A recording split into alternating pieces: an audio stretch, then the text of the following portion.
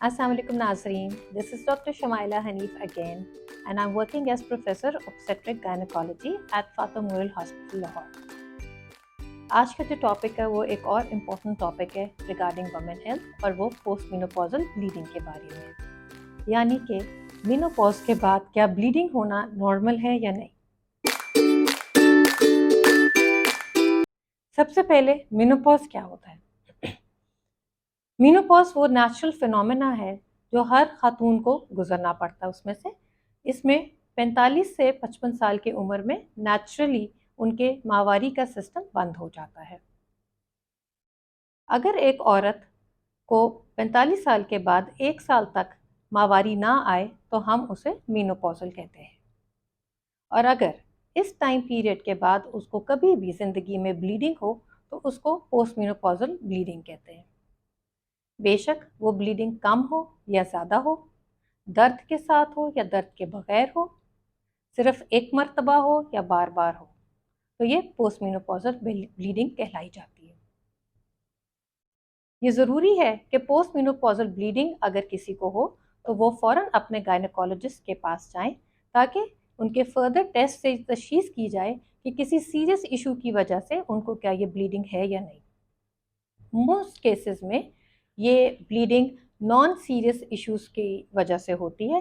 सिर्फ 10% चांस है कि ये कभी ना कभी यूट्रस के कैंसर की अलामत भी हो सकता है, इसलिए इसको नज़रअंदाज नहीं करना चाहिए। पोस्ट मेनोपॉजल ब्लीडिंग की क्या वजह है? इसके मुख्तलिफ वजह हैं, और सबसे इम्पोर्टेंट और सबसे कॉमन वजह जो है वो एट्रोफिक वेजिनाइटिस या एट्रोफिक एंडोमेट्राइटिस है। ये मेडिकल टर्मिनोलॉजीज हैं। इसका मतलब ये है कि ईस्ट्रोजन हार्मोन की कमी की वजह से वजाइना की झिल्ली या वजाइना की जो स्किन लाइनिंग है और यूट्रस की जो इंटरनल लाइनिंग है वो इतनी बारीक हो गई है कि उसमें थोड़ी सी भी अगर सोजिश हो तो वो ब्लीडिंग के तौर पे जाहिर कर सकती है। ऑब्वियसली इसमें कोई कैंसर का खतरा नहीं है, ये एक नॉन कैंसरस वजह है। Number 2, uterine polyps.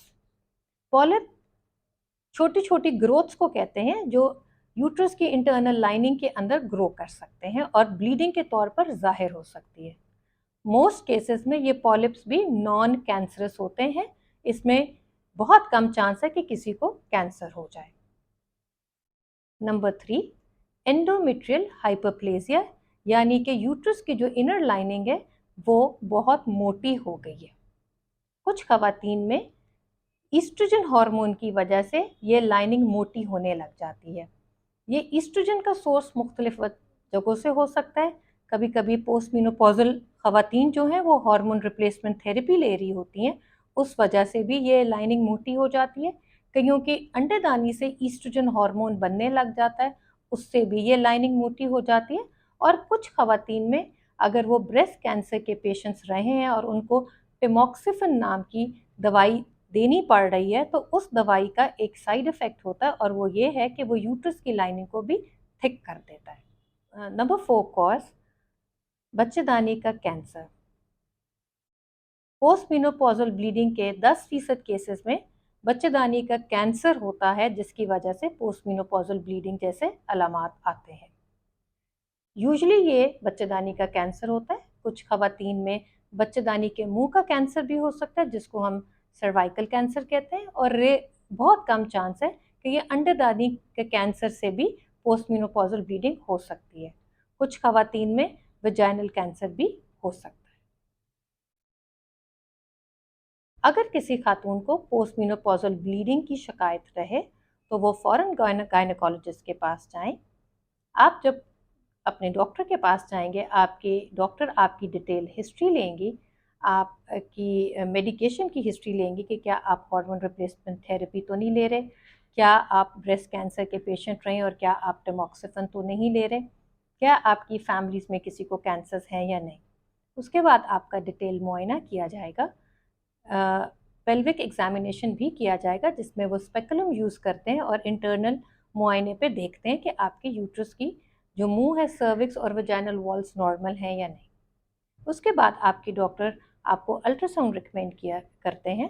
अल्ट्रासाउंड में बच्चेदानी का साइज देखा जाता है, उसकी जो इंटरनल लाइनिंग है उसकी थिकनेस देखी जाती है और साथ में ओवरीज के हेल्थ के बारे में भी देखा जाता है।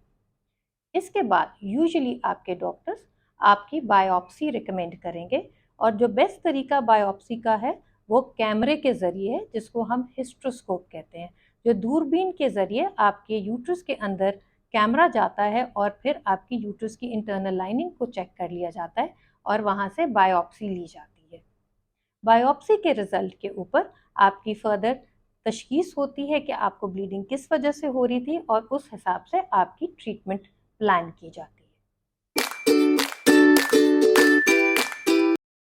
Treatment of post menopausal bleeding.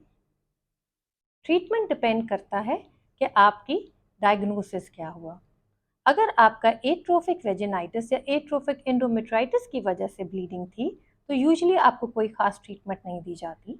कभी कभार आपके डॉक्टर्स आपको ईस्ट्रोजन क्रीम एडवाइस करते हैं जो आपने लोकली लगानी होती है, जिससे आपकी टिश्यू लाइनिंग या टिश्यू हेल्थ बहुत इंप्रूव कर जाता है और दोबारा ब्लीडिंग होने के चांस कम हो जाते हैं। अगर आपका पॉलिप डायग्नोज हुआ है तो जब आपका हिस्ट्रोस्कोप किया जाता है तो साथ ही पॉलिप को निकाल दिया जाता है। अगर आपकी अल्ट्रासाउंड पे यूट्रस की लाइनिंग बहुत थिक है तो जब आपका हिस्ट्रोस्कोप किया जाता है तो वो यूट्रस की लाइनिंग को बायोप्सी पे भेजा जाता है और फर्दर ट्रीटमेंट डिपेंड करता है कि बायोप्सी की रिजल्ट में आपकी एंडोमेट्रियल की थिकनेस की किस टाइप की हाइपरप्लेजिया आया है। अगर तो सिंपल हाइपरप्लेजिया है तो मोस्ट लाइकली आपके डॉक्टर्स आपको हार्मोन्स एडवाइस करते हैं जो प्रोजेस्टेरोन फॉर्म में होते हैं। वो गोली की फॉर्म में भी हो सकते हैं और कई दफ़ा एक कॉइल या छल्ला जिसको मायरीना इंट्रायूट्राइन सिस्टम कहते हैं वो भी रिकमेंड किया जा सकता है आपके यूट्रस में रखने के लिए। और अगर बायोप्सी की रिपोर्ट ये शो करती है कि आपको कॉम्प्लेक्स हाइपरप्लेजिया है तो मोस्ट लाइकली आपके डॉक्टर आपको सर्जरी एडवाइस करेंगे ताकि आपका यूट्रस, आपकी ट्यूब्स और आपकी ओवरीज को निकाल दिया जाए। अगर आपका कॉज अनफॉर्चुनेटली यूट्राइन कैंसर है यानी कि बच्चेदानी का कैंसर है तो उसमें आपके फर्दर टेस्ट एडवाइस किए जाते हैं यानी कि सीटी स्कैन या एमआरआई और उसके बाद आपकी फर्दर ट्रीटमेंट प्लान की जाती है। मोस्टली आपको सर्जरी एडवाइस की जाती है जिसमें बच्चेदानी का मुंह, 7 ट्यूब्स और ओवरीज सब कुछ निकाल दिया जाता है। अगर आपका बच्चेदानी का मुंह के कैंसर की डायग्नोसिस बनी है जिसको हम सर्वाइकल कैंसर कहते हैं तो अर्ली स्टेजेस में सर्जरी रिकमेंड की जाती है और अगर किसी खातून की स्टेज एडवांस है तो उनको रेडियोथेरेपी एडवाइस की जाती है। इसी तरह वजाइनल कैंसर भी अगर अर्ली डायग्नोज हुआ हो तो आपको सर्जरी एडवाइस की जाती है और एडवांस केसेस में रेडियोथेरेपी एडवाइस की जाती है। कुछ केसेस में ओवेरियन कैंसर भी वजह हो सकती है पोस्ट मेनोपॉजल ब्लीडिंग की, उस सूरत में सर्जरी एडवाइस की जाती है। सो ये वीडियो पोस्ट मेनोपॉजल ब्लीडिंग के बारे में थी, ये एजुकेट करने के लिए कि अगर किसी खातून को मेनोपॉज हो जाए और फिर उनको ज़िंदगी में कभी भी ब्लीडिंग हो तो वो उनको डॉक्टर के पास फ़ौरन जाना चाहिए।